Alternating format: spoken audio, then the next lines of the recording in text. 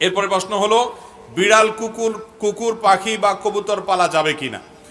বিড়াল পালা তো যাবে, এতে কোনো সন্দেহ নাই।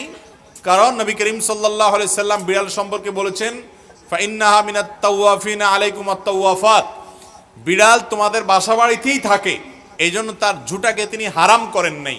বিড়াল যদি কোনো কিছুতে মুখ দেয়, তাহলে কুকুর মুখ দিলে যেরকম হারাম হয়ে যায়, নাপাক হয়ে যায়, বিড়াল যদি মুখ দেয়, বিড়ালের ঝুঁটা কি হয় না, নাপাক হয় না।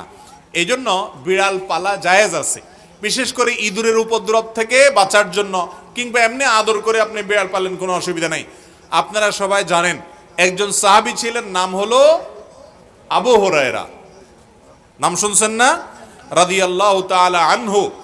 ওনার নাম কিন্তু আসলে আবু হুরায়রা ছিল না, ওনার নাম ছিল প্রসিদ্ধ মত অনুযায়ী আব্দুর রহমান।